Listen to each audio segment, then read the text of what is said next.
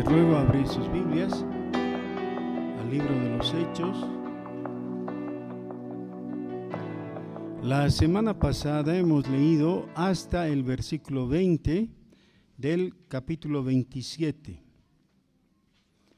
Y todos nos hemos ido con la sensación de estar mojados, ¿no? Por el mar. Esperando que ya salga el sol y que nuestras ropas puedan secarse y podamos estar a salvo.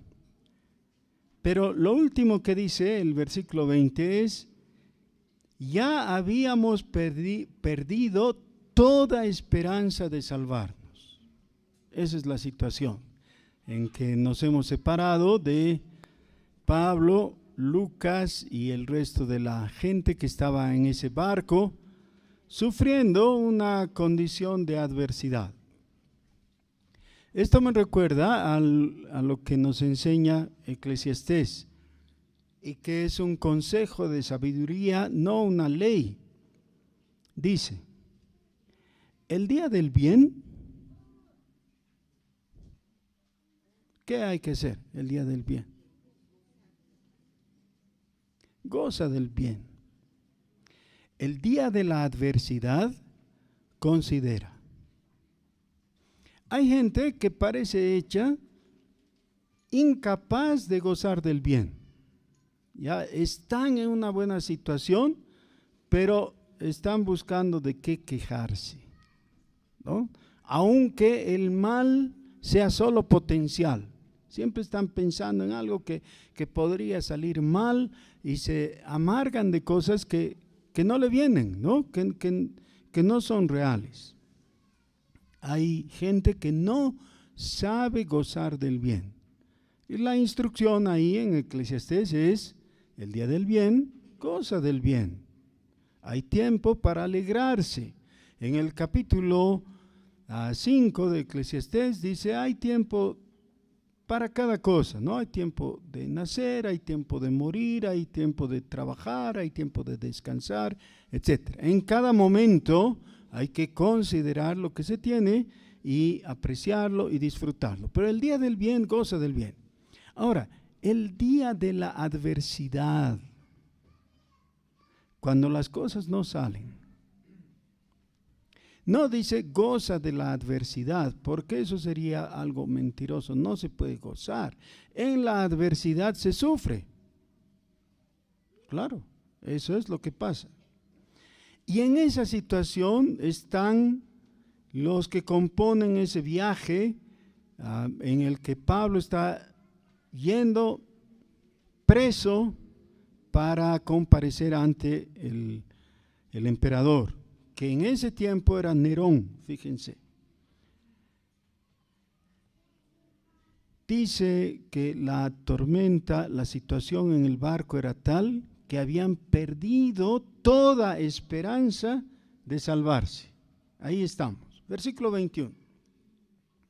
Entonces Pablo, como hacía mucho tiempo que no comíamos, puesto en pie en medio de ellos, dijo: habría sido por cierto conveniente, oh varones, haberme oído y no zarpar de Creta tan solo para recibir este perjuicio y pérdida. Pero ahora os exhorto a tener buen ánimo, pues no habrá ninguna pérdida de vida entre vosotros, sino solamente de la nave. Porque esta noche ha estado conmigo el ángel de Dios, de quien soy y a quien sirvo, diciendo: Pablo, no temas, es necesario que comparezcas ante César. Y he aquí, Dios te ha concedido todos los que navegan contigo. Por tanto, oh varones, tened buen ánimo, porque yo confío en Dios que será así como me ha dicho. Con todo, es necesario que demos en alguna isla. Venida la 14ª noche, y siendo llevados a través del mar Adriático, a la medianoche los marineros sospecharon que estaban cerca de tierra, y echando la sonda hallaron 20 brazas, y pasando un poco más adelante, volvieron a echar la sonda. Hallaron 15 brazas. Y temiendo dar en escollos, echaron 4 anclas por la popa y ansiaban que se hiciese de día. Entonces los marineros procuraron huir de la nave y echando el esquife al mar, aparentaban como que querían largar las anclas de proa. Pero Pablo dijo al centurión y a los soldados: si estos no permanecen en la nave, vosotros no podéis salvaros. Entonces los soldados cortaron las amarras del esquife y lo dejaron perderse. Voy a hacer un paréntesis, voy a detenerme aquí y le voy a preguntar a Carmiña si... Ven, Carmiña, por favor. Vamos a escuchar su informe. Recuerdan, le hemos pedido que ella investigue algunas de las palabras que son novedosas, que no son del lenguaje habitual. Así que vamos a ver qué ha investigado Carmiña y cómo nos puede enriquecer. Buenos días, hermanos. Bueno, yo he leído el pasaje que habíamos leído la anterior semana y a medida que lo lea voy a ir explicando las palabras que no entendamos para que podamos comprender bien lo que están pasando aquí todos. Dice, y soplando una brisa estoy leyendo desde el verso 13. Y soplando una brisa del sur, pareciéndoles que ya tenían lo que deseaban, levaron anclas e iban costeando Creta. Levar anclas significa que levantaron las anclas para continuar. Pero no mucho después dio contra la nave un viento huracanado llamado Euroclidón, y siendo arrebatada la nave y no pudiendo poner proa al viento, nos abandonamos a él y nos dejamos llevar. Poner proa al viento, lo que ellos querían es poner la nave la proa es la parte delantera del barco, entonces ellos querían poner a la dirección donde tenían que ir, pero no podían por todo el viento que estaba haciendo. Y habiendo corrido, y se dejaron llevar, ¿no? Y habiendo corrido a sotavento de una pequeña isla llamada Clauda, con dificultad pudimos recoger el esquife.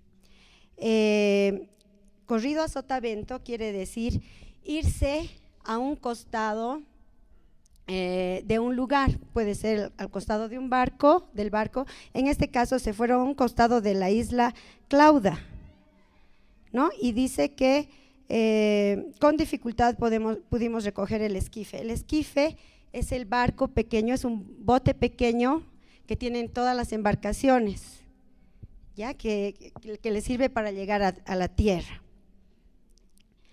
Y una vez subido a bordo, usaron de refuerzos para ceñir la nave, y teniendo temor de dar en la sirte, arriaron las velas y quedaron a la deriva. Ceñir la nave quiere decir que querían poner la nave en la dirección del viento, con dirección al viento al menor ángulo posible, o sea, para poder ser llevados, ¿no? Y dice que teniendo temor de dar en la sirte. Las sirtes son unas elevaciones de arena en el fondo del mar, entonces ellos tenían miedo de dar con eso. Y arriaron las velas y quedaron a la deriva. Arriar las velas quiere decir que bajaron las velas. Pero siendo combatidos por una furiosa tempestad, al siguiente día empezaron a alijar. Alijar quiere decir extraer toda la carga que tenían, fueron botando toda la carga que tenían. Y al tercer día, con nuestras propias manos, arrojamos los aparejos de la nave. Los aparejos son todos los palos, las velas, todos los cabos, todos los elementos necesarios que tiene el barco para poder navegar. Entonces realmente estaban en un tiempo muy difícil. Eso es todo. Muchas gracias.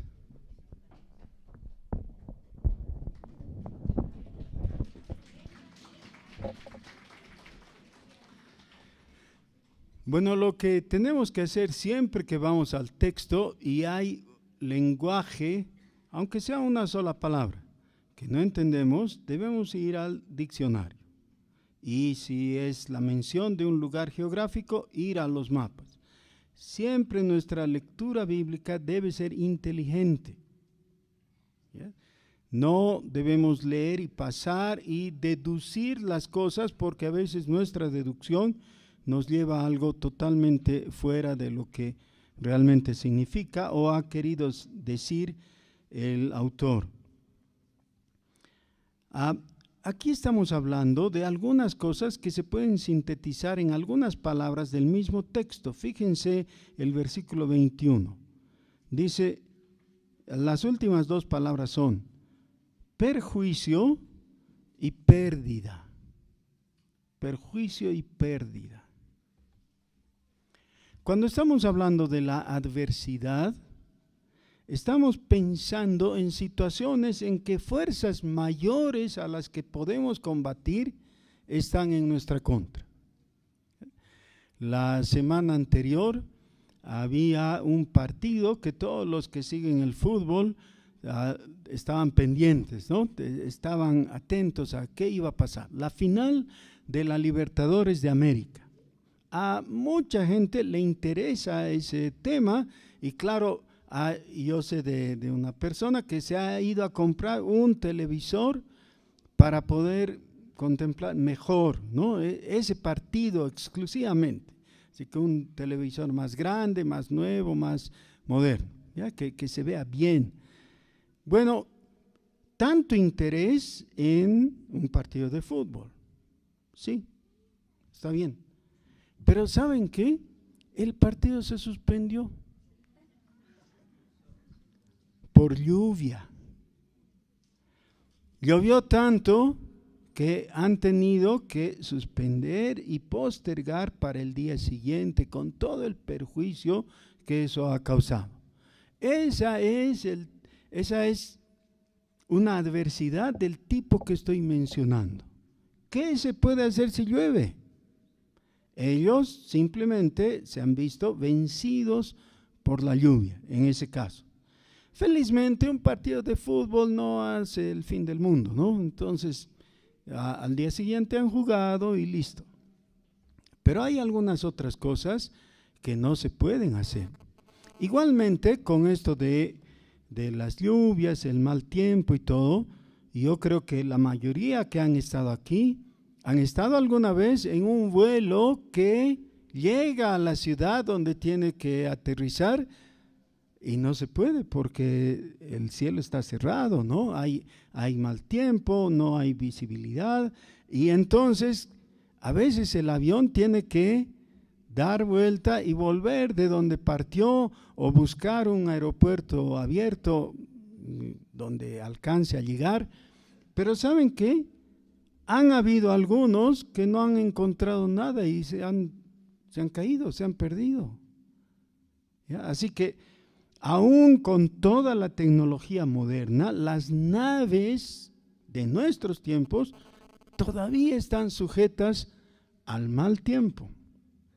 Esa es la situación.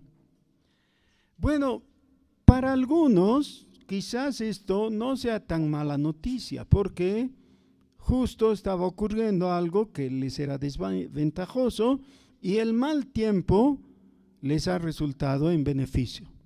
Eso es lo que ocurrió en el siglo XVI. Los españoles habían planeado por décadas invadir Gran Bretaña, especialmente Inglaterra. Prepararon algo que le llamaron en ese tiempo la Armada Invencible.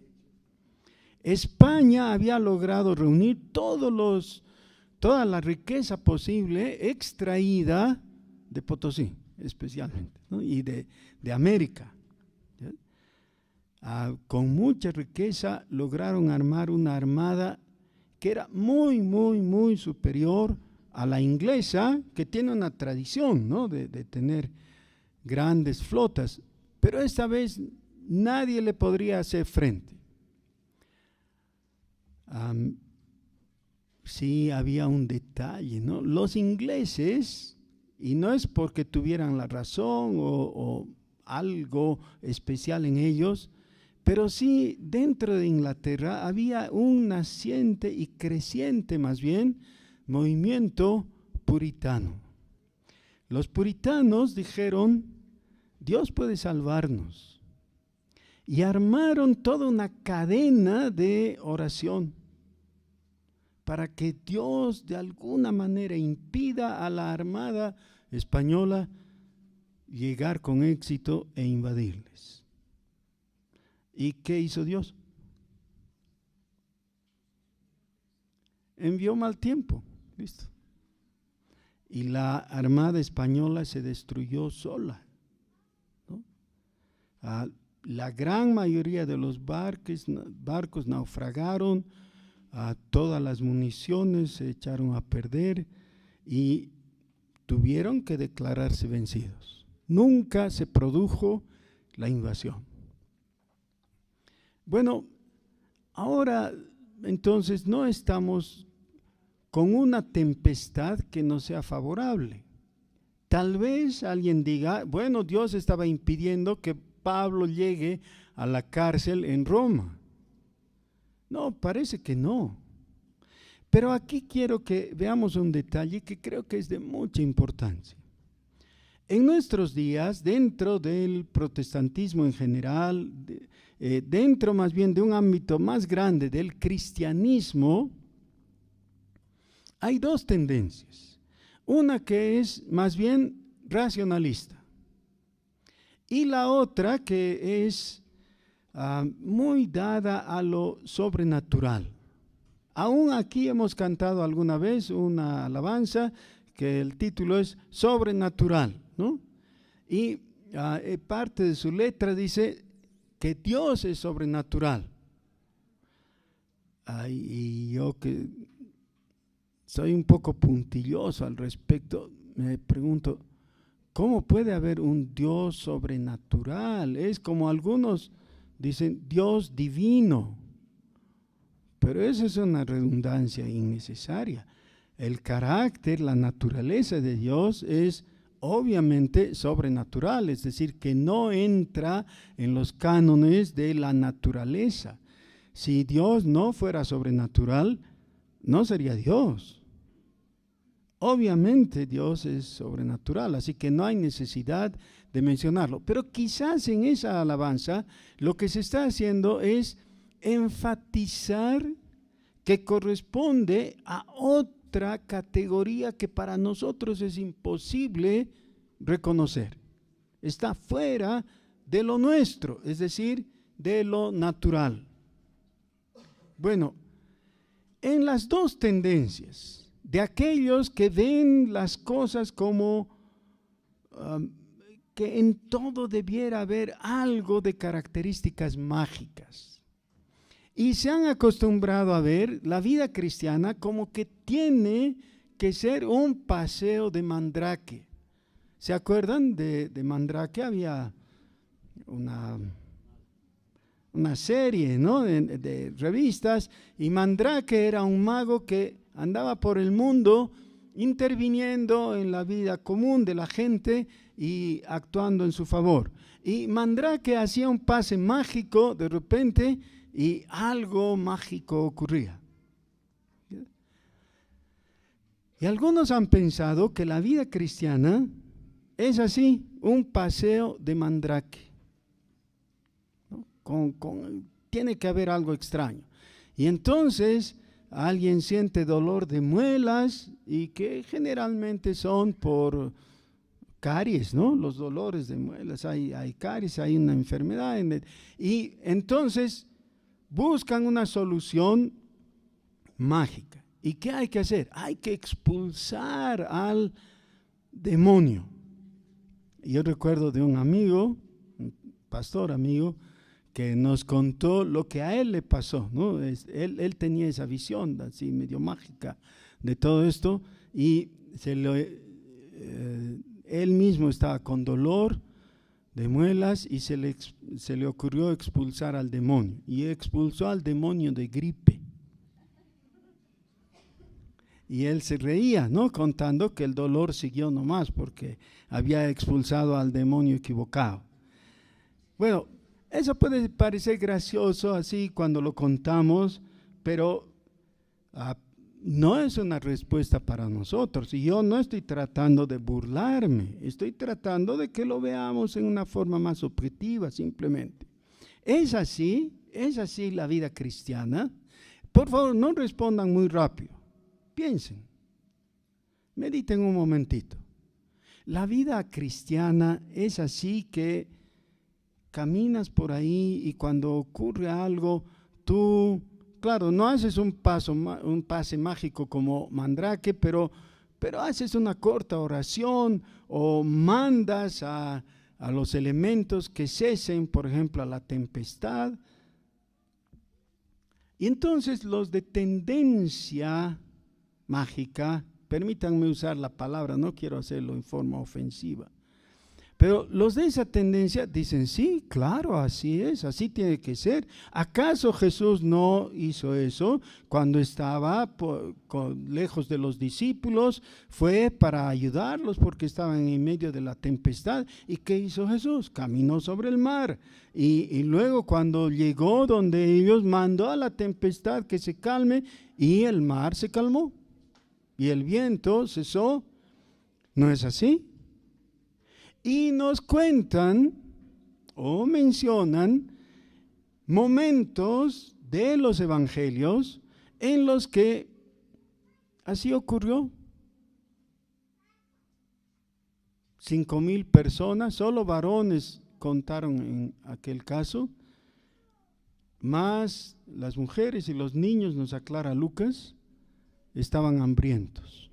Desde el día anterior no habían comido nada y los discípulos pensaban que iban a desfallecer. Fueron a Jesús y le dijeron, hay que enviarlos a sus casas porque estos ya no van a aguantar, ¿no? Jesús les dijo, ¿cuál es el problema? No hay comida. Bueno, ustedes denles de comer, dice Jesús. ¿Cómo? Se necesitaría una pequeña fortuna en dinero para comprar el pan suficiente para darles de comer.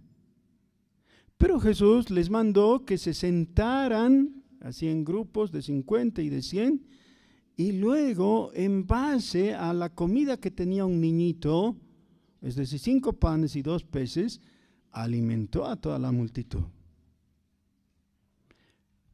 Y así podemos ir contando todas las maravillas. Juan, el escritor del Evangelio, dice que si él hubiera escrito todo lo que Jesús hizo, no entraría en todos los libros del mundo.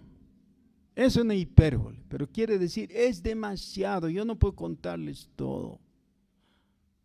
Y le creemos, ¿no? Claro. Pero todavía no está clarificada la cuestión. Todavía la pregunta es, ¿debemos esperar que la vida cristiana sea algo así? ¿Que caminemos de milagro en milagro viendo maravillas todo el tiempo? Pero no es así. No es así. Quiero aclarar el asunto. En primer lugar, debemos decir, el cristiano que no tiene expectativa por algo sobrenatural, tiene que revisar su teología.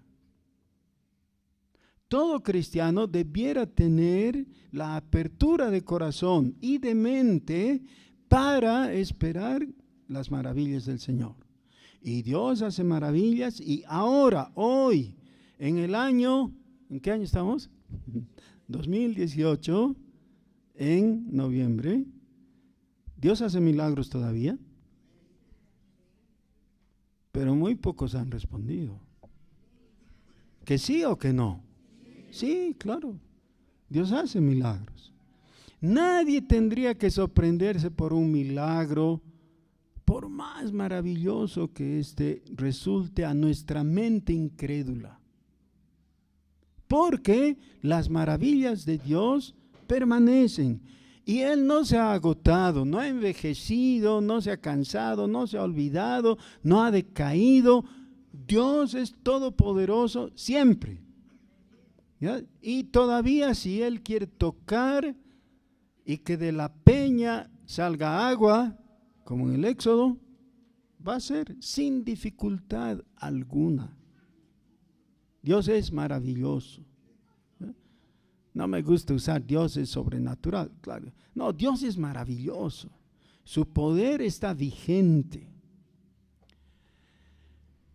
Pero la vida cristiana no es el paseo de Mandrake que mencioné antes. Lejos de eso. La vida cristiana es vida de caminar por el camino angosto. Es de dificultades y de contrariedades. Y no solo contrariedades que vienen por la persecución del César, del enemigo, de la bestia, Apocalipsis, ¿no? No, eso claro. Pero también en lo natural. Todavía para el cristiano las matemáticas son difíciles. La otra vez yo estaba conversando con una hermana cuyo hijo adolescente tiene problemas con las matemáticas. Y el dilema que tenía ella es, ¿cómo pues si mi hijito es cristiano y tiene dificultades con las matemáticas? Pero yo nunca había pensado que el cristiano no tenga dificultades con las ciencias, con las cosas que para la mayoría son difíciles. Claro, las matemáticas son difíciles y para los de 50 años para arriba la computación es medio misteriosa, ¿no? Para mí es un mar insondable. Quisiéramos poder decir, no, es cuestión de orar. Me puse a orar y todo se me hizo fácil. No es verdad. Hace 2 semanas ahora hemos tenido el PEM, el programa de enriquecimiento matrimonial. Cuando estaba hablando previamente a eso con alguien, le mencioné el asunto y me dice, pero los cristianos, ¿para qué necesitan eso? Y le digo, ¿y cómo crees que es para los cristianos? No, solo tienen que orar mucho y ayunar. ¿No? Es decir, si oras mucho y ayunas, tu matrimonio tiene que ser sobre rieles. Malas noticias, no es verdad, no es verdad. Para los cristianos el matrimonio también es difícil. Es muy difícil. Y a veces tenemos que decir, parece imposible. De vez en cuando tenemos que reconocer la realidad en que nos debatimos y lo mismo que el versículo 20, reconocer, ya habíamos perdido toda esperanza de salvarnos.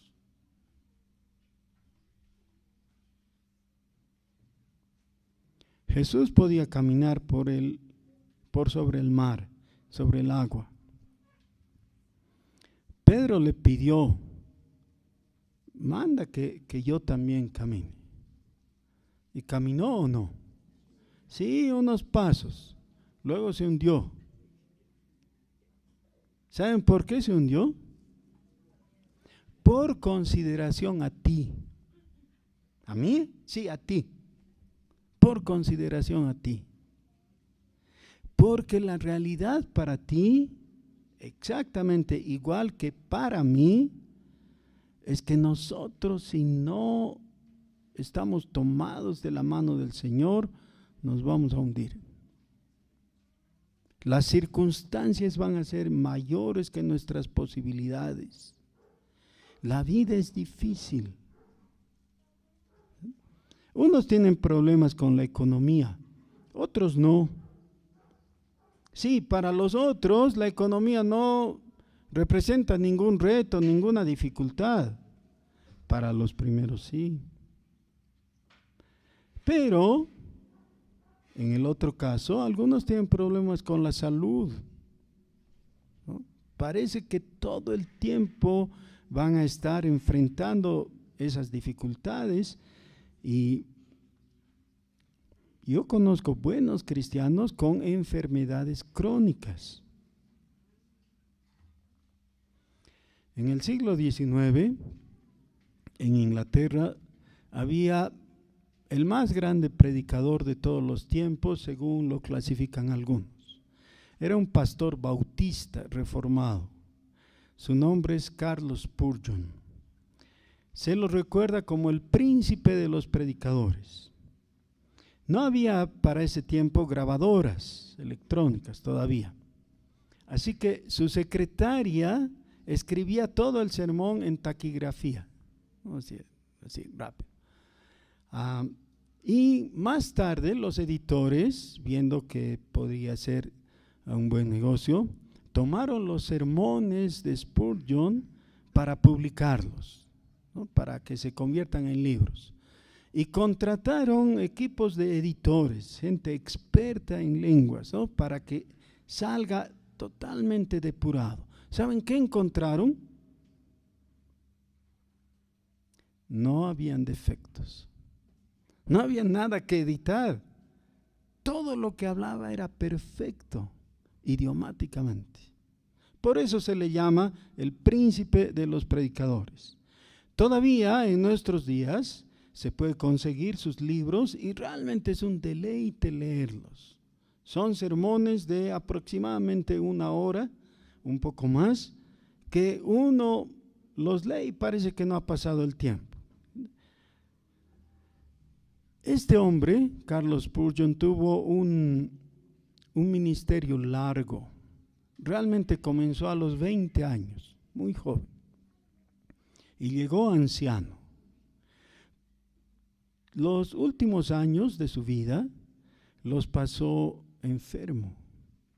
Y se sabe por el diario que encontraron, que él había escrito, que muchas veces iba a predicar soportando tremendos dolores por su enfermedad. La gente no se daba cuenta. Él predicaba, pero estaba sufriendo.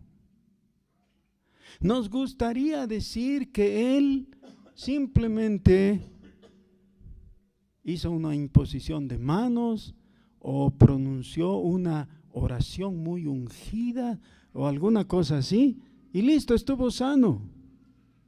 Pero no es cierto. Murió con esa enfermedad. Esa es la situación. De vez en cuando, Dios permite que la adversidad sea mayor. De vez en cuando, oramos y parece no haber respuesta. Y con nuestra típica impaciencia, nosotros queremos pedirle un favor a Dios que nos traiga una sanidad o una provisión o un arreglo a nuestros conflictos y que el carácter de nuestro cónyuge se endulce y cosas así, y le rogamos al Señor: Señor, por favor, dame paciencia, de inmediato.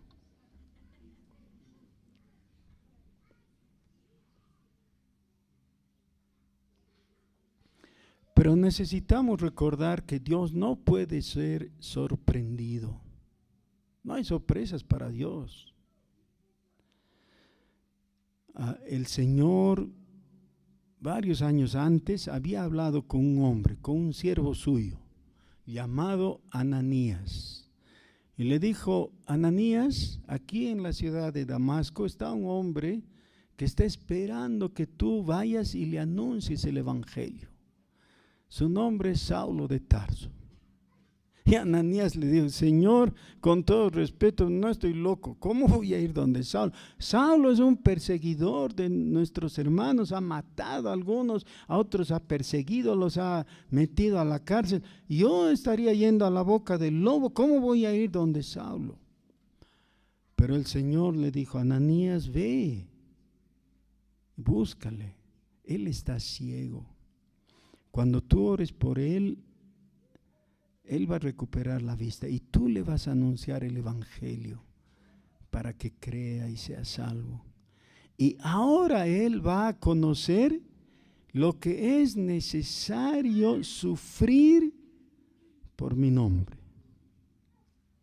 Desde el principio Dios había previsto que Saulo, después el apóstol Pablo, iba a sufrir.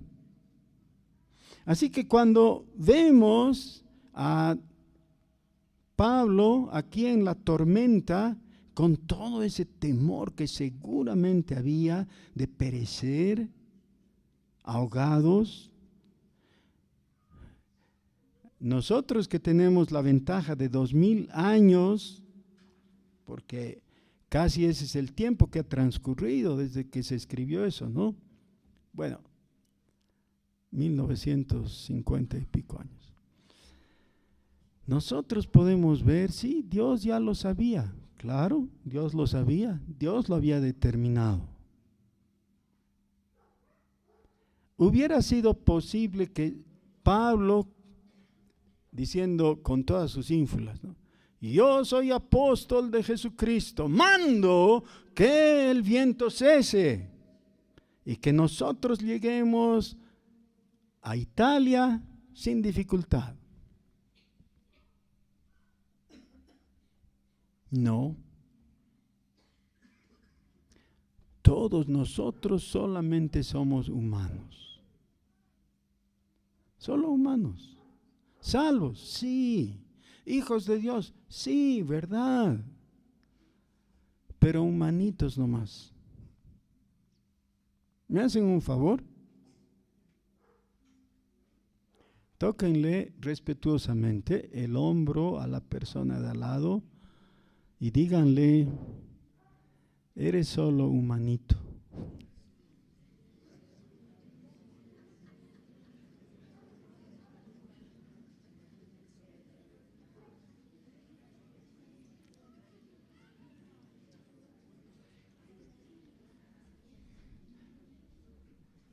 Hermano querido, solamente eres humanito.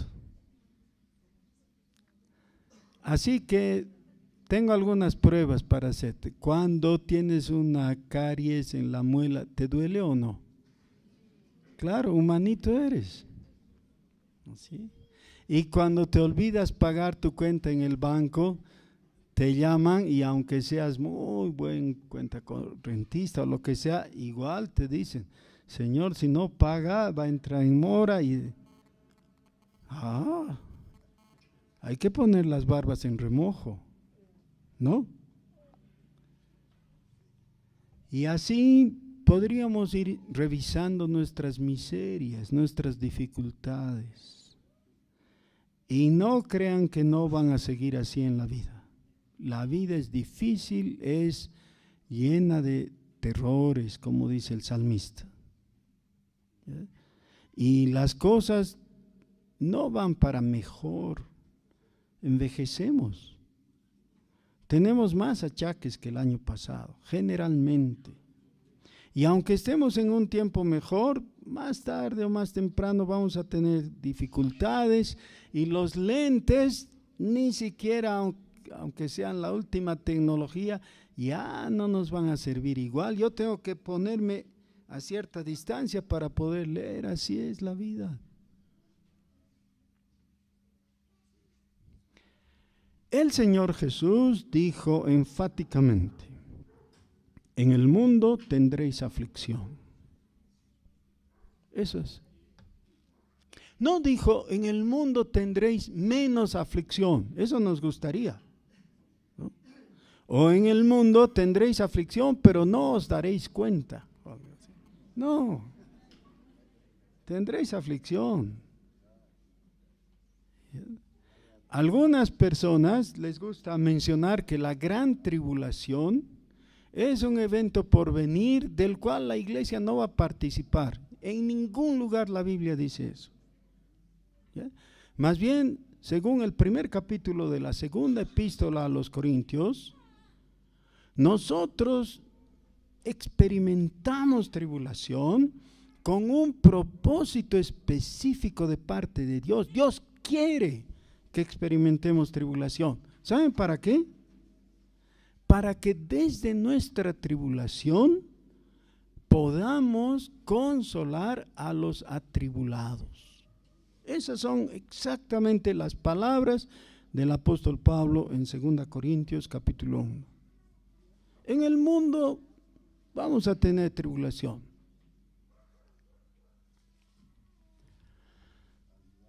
Pero no estoy predicando una especie de antife. Lo que estoy predicando es que seamos muy conscientes de la realidad que nos rodea, porque eso es ser realistas, ¿ya? Y lo que la vida es como es, porque Dios la ha establecido así. Y tal como es, con sus bendiciones y sus maravillosas misericordias sobre nosotros, de las cuales tenemos que estar agradecidos y estamos dispuestos a gozar del bien en el día del bien, también tenemos que aceptar que van a venir dificultades y contrariedades y sufrimiento. Tempestades que parecen sepultarnos. El que escribe esto es Lucas. Lucas era un miembro del equipo misionero del apóstol Pablo. Cuando dice esto, no lo está diciendo en segunda persona o en tercera persona. No dice ellos sufrieron o ellos pensaban. No, fíjense lo que dice en primera persona del plural. Es decir, se incluye a sí mismo. Dice, ya habíamos perdido toda esperanza de salvarnos. De aquí no salgo. Esto no tiene arreglo. Así habían pensado todos ellos. Ahora, recién tiene valor justo lo que nos cuenta de lo que expresa Pablo. Otra vez,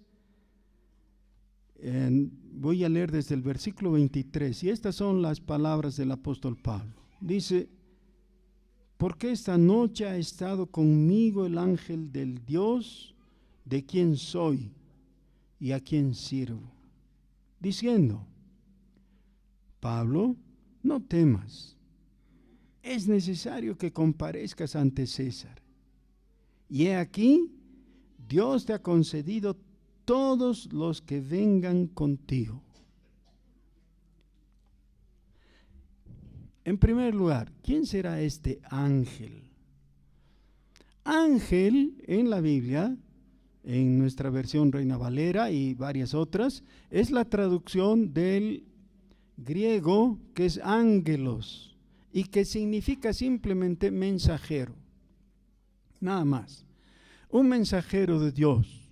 Y puede ser el típico ángel que pensamos con alas o con ropa resplandeciente, o quizás no, quizás escuchó una voz solamente sabiendo que estaba alguien. No nos da más detalles, pero no debe extrañarnos que Dios envía a sus ángeles, claro, y le da el mensaje del Señor.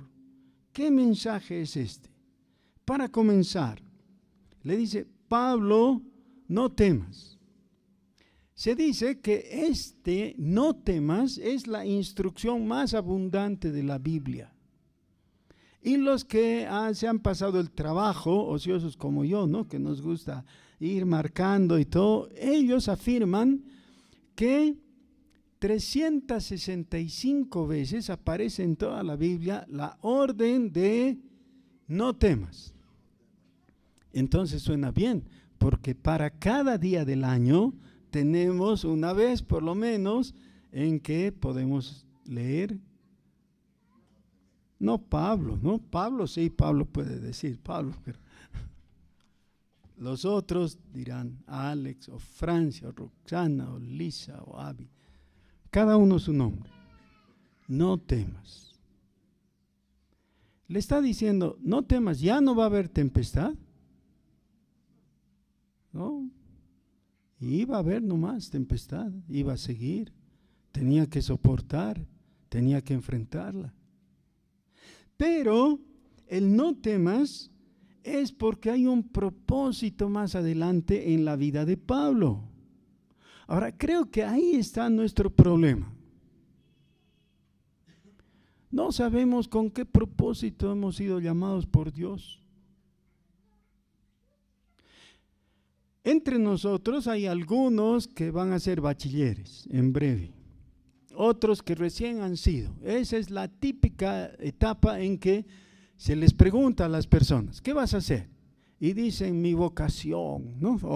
O algo así. O algunos dicen, no sé qué estudiar, no sé qué hacer. Cuando están desorientados. Pero yo me temo que son más los mayores desorientados. No en el asunto de la profesión, ya tienen su profesión. La mayor parte de ustedes tienen un título profesional. Yo siempre me jacto de eso, ¿no? La mayoría tienen un título profesional. Así que ese no es el desconcierto. La pregunta es, ¿cuál es el propósito de Dios para tu vida? ¿Qué vas a hacer este próximo año que ya se avecina? ¿Qué vas a hacer? Hay una horrible propaganda en la radio acerca del Puma Qatari. Me gusta el Puma, pero esa propaganda no me gusta, ¿no? Porque hay uno que hace de baboso ahí, ¿no? No sabe qué. Cuando se supone que debería saber.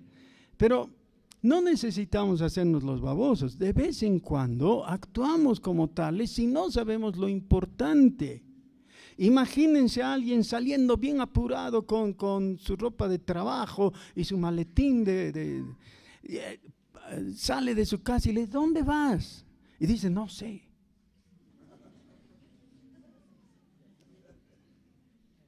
¿Cómo puedes estar tan apurado saliendo? No sabes dónde. Yo he conocido a una persona que quedó desempleada, un hombre. Todos los días salía bien arregladito, afeitadito, con su corbata y todo, pero no tenía dónde ir. No quiso avisar a su familia que estaba desempleado. Y uno podría haber filmado la cara de desconsuelo que tenía. Porque vivir en una mentira, haciendo creer a la familia que sales a trabajar, pero no tienes dónde ir, seguro que es horrible. Pero no todos están en esa situación. Ustedes saben dónde ir a trabajar. Y ya ¿tienen profesión? ¿Saben dónde ir a trabajar? ¿Pero saben cuál es el propósito de Dios?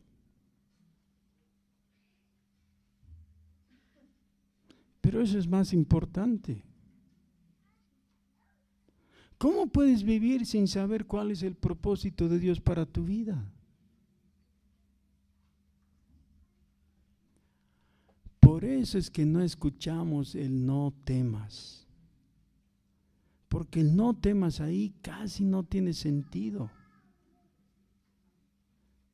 Dios le dice a Pablo a través del ángel, no temas, es necesario que comparezcas ante el César. Es decir, el César que era la bestia de Apocalipsis, ¿no? Necesitaba escuchar el testimonio de Jesucristo.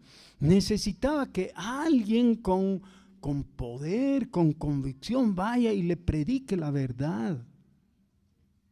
Pero ¿quién se iba a animar? ¿Quién iba a hacerlo? Bueno, este pobre náufrago.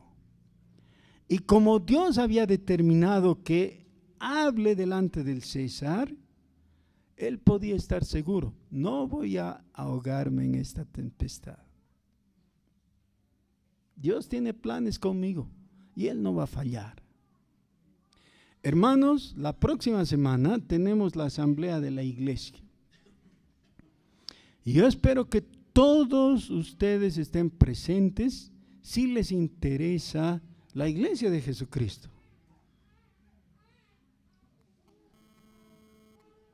Nosotros somos parte de la iglesia de Jesucristo, no somos toda, no somos una secta que nos creemos los únicos, no. Donde el nombre del Señor Jesús es proclamado y hay fe en el Dios vivo, ahí está la iglesia de Jesucristo. Pero somos parte de eso. Y la iglesia va a tener su asamblea el próximo domingo a las 4 de la tarde, justamente para que escuchemos los informes y para que hagamos planes y proyectos para el próximo año. Pero todo eso va a ser insulso si tú no sabes cuál es el propósito de Dios. Tal vez alguno de ustedes, yo quiero ser ujier en la iglesia, o quiero ser diácono, o ofrezco mi buena voluntad para recoger a los hermanos que no tienen cómo venir, y yo los voy a ir a recoger en mi autazo. Algunos de ustedes tienen autazos, pero aunque no sea autazo, es autito, igual, si quieres ponerlo a disposición, bien puedes. ¿Qué vas a hacer? Hay muchas cosas para hacer en la iglesia. No estoy seguro si hay el mismo número de voluntarios. Hermanos, todos nosotros necesitamos saber, Dios me quiere haciendo tal cosa. Pablo podía decir, Dios me quiere compareciendo ante el César. El César no va a poder decir que nunca escuchó. Yo le voy a hablar de Jesucristo. Sí, por eso podía estar seguro. No voy a morir en esta tempestad. Dios va a manejar las cosas. Y eso es lo que ocurrió efectivamente. Dios manejó la situación. Pero junto con eso entendemos algunas cosas más. Dice el apóstol Pablo que Dios le había concedido a todos los que estaban con él. ¿Qué quiere decir? Cuando Pablo estaba orando en medio de esa tempestad, no estaba pidiendo por él solito. Muchos de los que estaban ahí, a él le hubiera convenido que mueran. Entre ellos su celador, ¿no? El centurión que estaba a su cargo, y seguro que había un soldado también que le había sido asignado. Y que mueran los soldados, porque los soldados, ellos mismos quisieron matar a los presos, ¿no? ¿Se acuerdan? Así que si se mueren ya estamos libres. Pero Pablo había estado pidiendo por ellos también, y le fueron concedidos. ¿Cuántos maridos hay aquí? Hay varios, ¿no? Yo sé de varios de ustedes, pero me animo a decir Arturo para mencionarlo, y algunos más, que yo sé por qué están aquí. ¿Saben por qué? Les cuento, es un secretito, pero les cuento.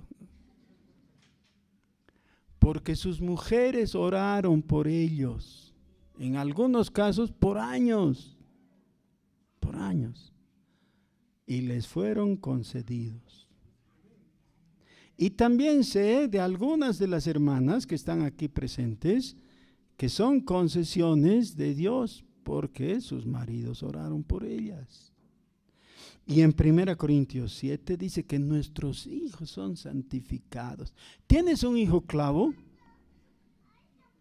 Ora por él, para que te sea concedido. Claro. Para que el Señor lo rescate. Ese es el modelo establecido aquí.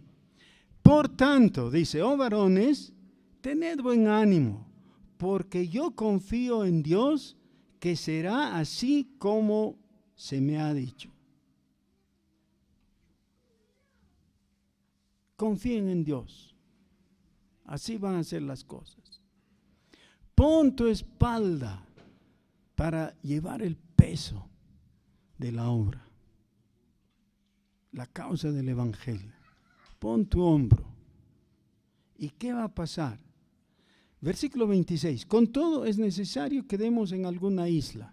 Es decir, todavía, aunque Dios se va a hacer cargo del asunto, yo confío, Él nos va a salvar. Busquemos un lugar donde llegar.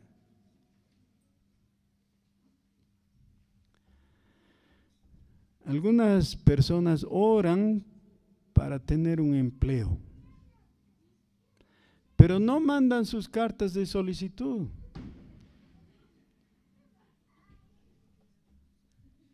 Si Dios me quiere dar, me va a dar, aunque no mande. Dice, no, tienes que mandar. Tienes que hacer en la parte natural, tienes que cumplir con tu responsabilidad. Y en el reino de Dios es lo mismo. Tienes que trabajar. ¿Saben qué? Dios tiene hijos, lo cual nos alegra mucho. Y nos encanta mencionar que estamos en la lista de hijos de Dios. ¿Saben qué? Dios tiene hijos que son siervos. Los que son hijos tienen un llamamiento a servir a la causa del Señor. Así que si te dice Dios que eres su hijo, qué bien, ese es para afirmar tu corazón. Pero en el reverso de la medalla tienes que leer, has sido convocado a servir, a ser parte del cuerpo, a tener una función. Vamos a orar.